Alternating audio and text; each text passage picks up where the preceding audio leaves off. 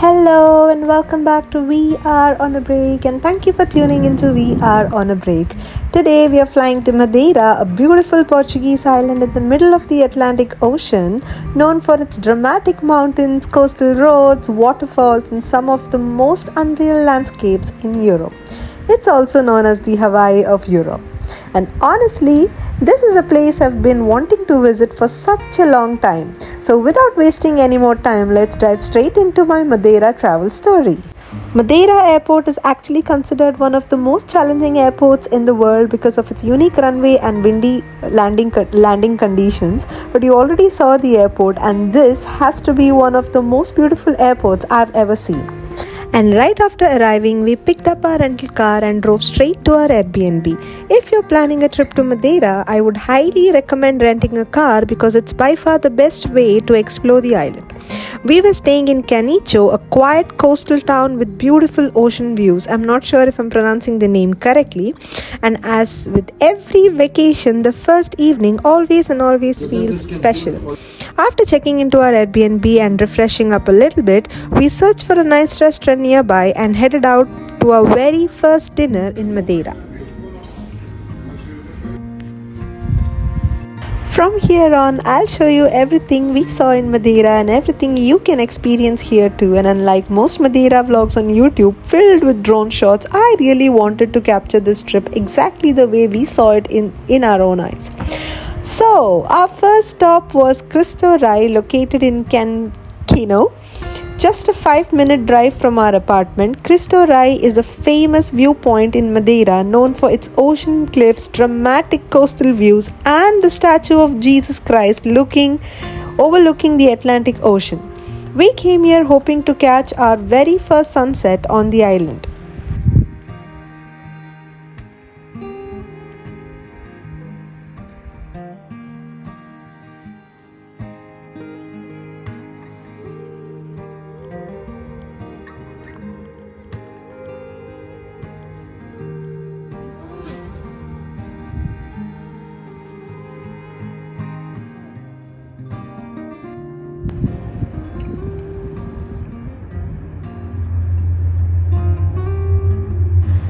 There's also a cable car here that takes you all the way down to the beach where you can enjoy a swim, and there's even a small restaurant by the water. But unfortunately, the cable car closes around 7 o'clock in the evening, while sunset during this time of the year when we went was only around 9 pm. And that marks the end of our first day. We just arrived by evening and then we just went out to watch the sunset and wrapped up the day. The next day, we woke up at 5 a.m. in the morning to chase one of the most beautiful and famous sunrises in Madeira. That's at Pico do Arriero. And honestly, one of the craziest things is that you can actually drive all the way up to the mountains. But if you're planning to come here, make sure to arrive well in advance because parking fills up really fast. Just like us, almost everyone in the island wants to catch the sunrise from up here, so it gets extremely crowded. Welcome to Pico do Arriero. Since the parking was already full, we had to walk quite a bit uphill, but honestly, the walk itself was so beautiful.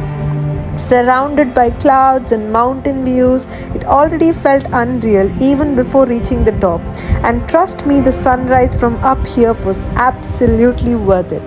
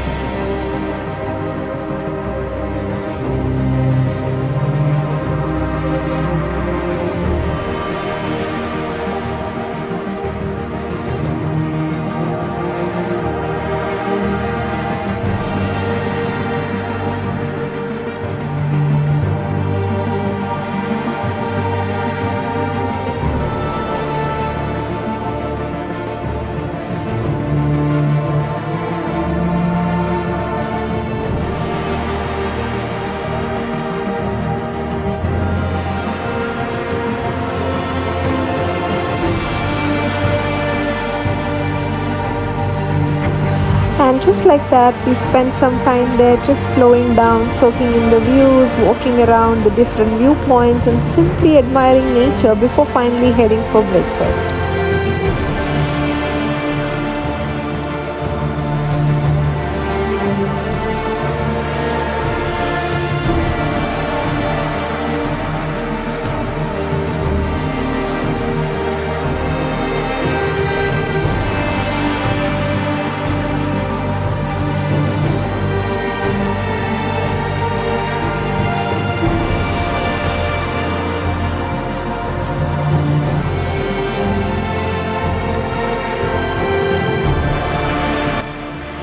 Next, we drove to Rocha do Navio, one of Madeira's many beautiful coastal viewpoints. This place is famous for its dramatic cliffs, endless ocean views, and stunning waterfall that falls directly into the sea, which honestly looked straight out of a movie.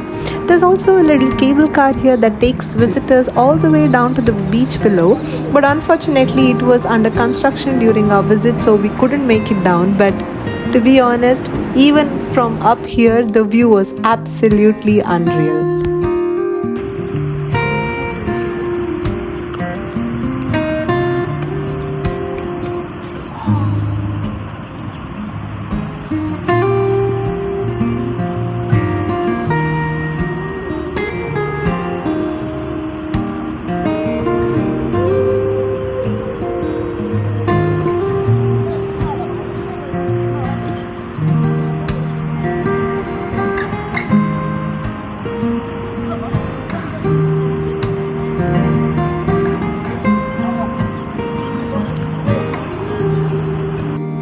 And then we drove towards Santana city center and decided to stop for breakfast at this super cute cafe called O Moino. This cafe is known for its cozy atmosphere, traditional Madeiran touch, and fresh local breakfast options. But honestly, what I loved the most about this place was how warm and homely it felt. It didn't feel touristy at all, and it just felt so peaceful, comforting, and somewhere you would want to sit for like hours with a coffee and just slow down for a bit. And also here we decided to try the famous Portuguese pastel de nata along with the traditional Madeiran honey cake called bolo de mel, which is made using sugarcane and honey. And honestly, both taste so good. Look at me.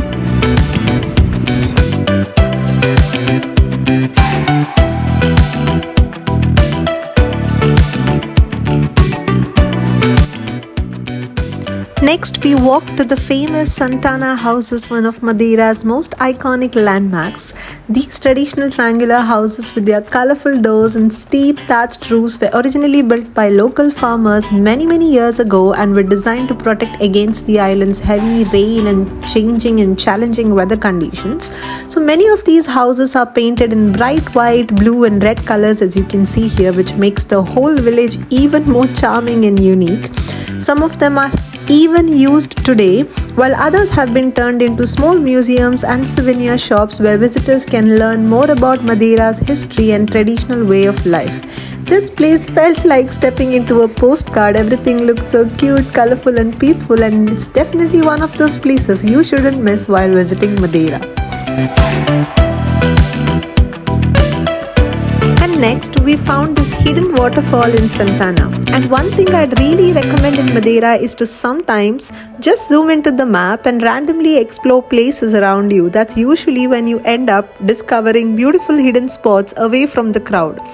And this waterfall was one of those places. We had a little bit of walking to do, around like 10 to 20 minutes of walk. And then we found the waterfall down there, and there were barely any people around, and we could just stand there peacefully, listen to the sound of water and enjoy the whole place just for ourselves for quite some time.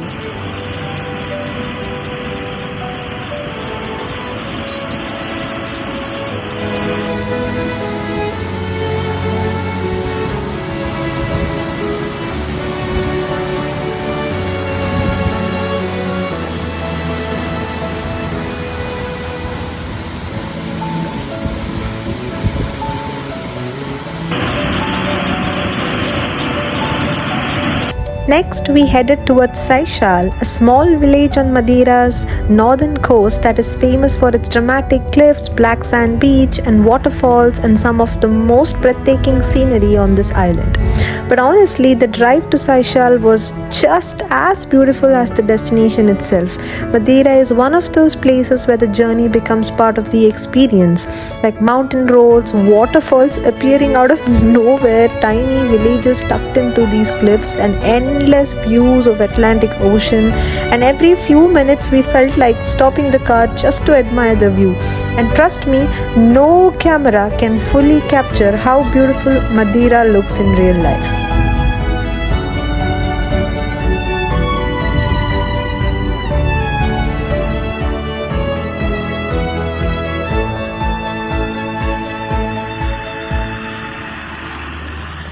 And ta-da! Welcome to Seychelles Black Sand Beach. We visited the beach in the middle of the afternoon and wow, the sunshine was intense. So even though it was only May, the beach was packed and finding parking was such a challenge because every spot was already taken.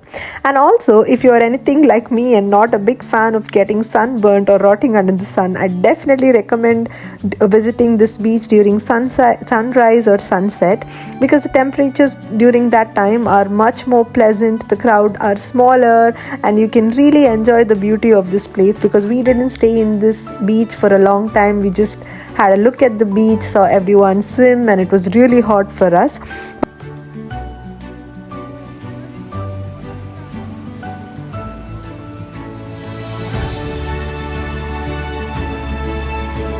But one thing that we loved seeing here was the local farming culture.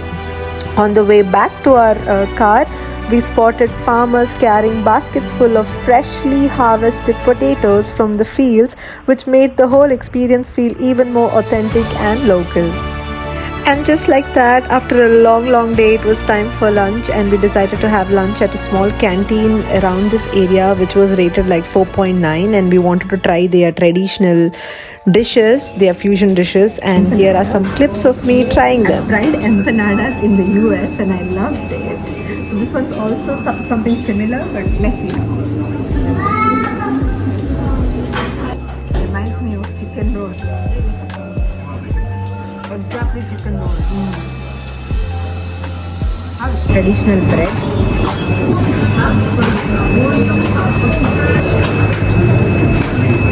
10 on 10. An easy 10 on 10. How is it? And no trip to Madeira would be complete without trying Concha, Madeira's most famous traditional drink made with sugarcane rum, honey, and fresh citrus juice. Now, my reaction probably says it all, but let's just say it wasn't exactly love at first sip. But as the days went by, I guess it's one of those drinks that grows on you as the days go by. Next, we drove to Porto Moniz, a small coastal town famous for its natural volcanic pools.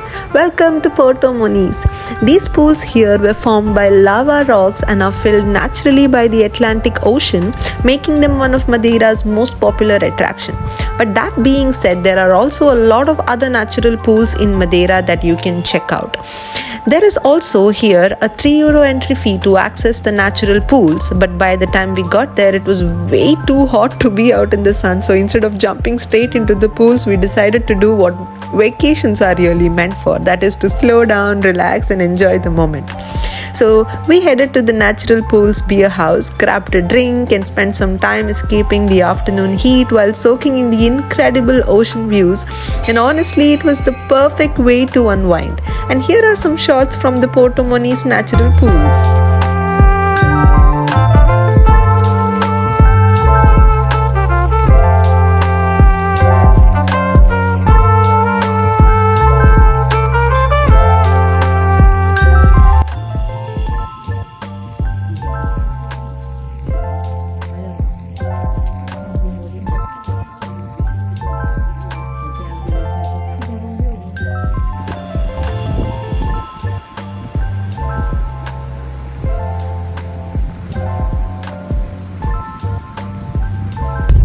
From Porto Moniz, so we are now going to Fennel Forest. So Fennel Forest is also one of the many famous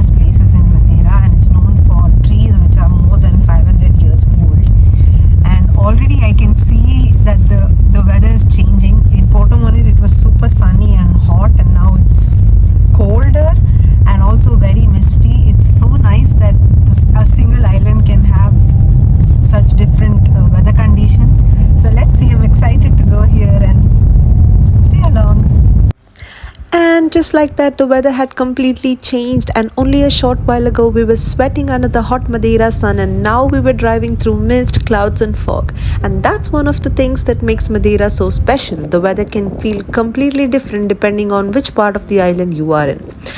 Welcome to Fanal Forest. If I had to pick just one favorite place in Madeira, this is the one. There was something so peaceful about this place. The ancient trees, the silence, the mist rolling through the forest, it all felt straight out of a fairy tale, and you will see why. I could honestly sit here for hours and just take it all in. Fanal Forest is a part of the Laura Silva Forest, a UNESCO World Heritage Site, and is home to centuries-old laurel trees, some of which are believed to be over 500 years old. It's one of the last remaining examples of the ancient forest that once covered large parts of southern Europe. And then also, here there were cows just casually roaming around the forest, gazing between the ancient trees as if they owned the place. And somehow they added even more charm to the whole experience and made the forest feel even more magical and untouched.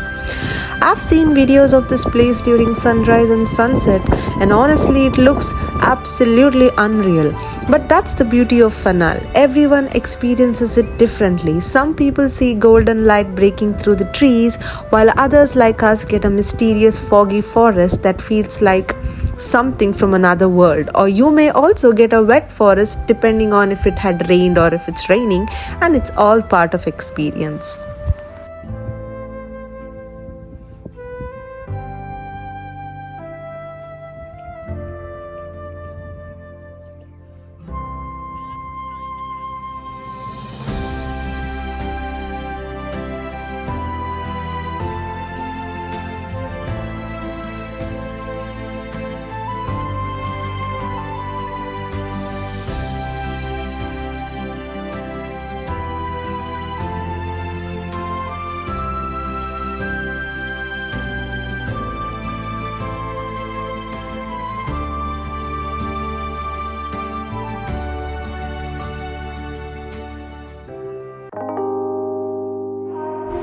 Next, we drove towards Porto Santo, but before that, we made a quick stop at one of Madeira's most iconic viewpoints, Ribeira da Janela. I don't know if I'm pronouncing it correctly, but photos don't do justice to this place. These dramatic volcanic rock formations rise straight out of the Atlantic Ocean and create one of the most unique landscapes on the island. The viewpoint is tucked between towering cliffs and making the whole place feel even more dramatic.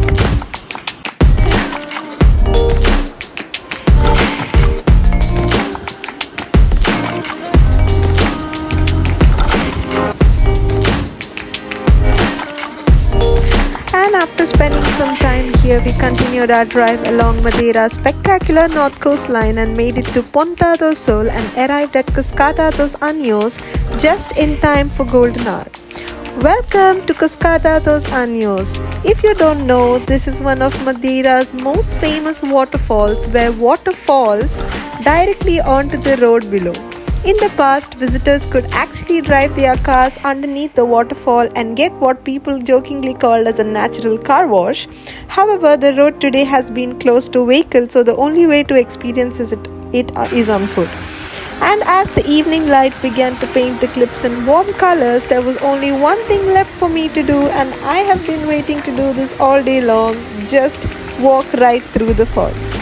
And it truly felt like nature's very own shower with the sound of the waterfall above and the ocean right beside us. It was one of those simple moments that made this trip so memorable.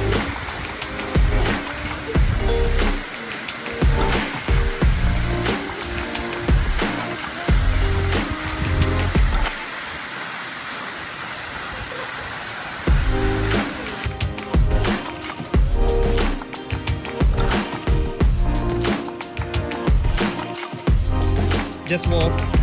And then just an 8-minute drive from Cascata dos Anjos, we arrived at Ponta do Sol city to catch the sunset. And even after a full day of exploring, there was still enough time to slow down and enjoy a beautiful sunset by the ocean because thanks to long daylight hours. We are at Ponta do Sol beach, one of Madeira's most picturesque seaside town, surrounded by colorful buildings, dramatic cliffs, and the Atlantic Ocean. It felt like the perfect place to end the day. So we found a spot, sat back, and watched the sun slowly disappear below the horizon. And that's a wrap to our first day in Madeira. We saw a lot, did a lot, and this was only the beginning. Join me in part 2 as we continue exploring this beautiful island and uncover even more of Madeira's magic. Until then, take care, stay blessed, and ciao!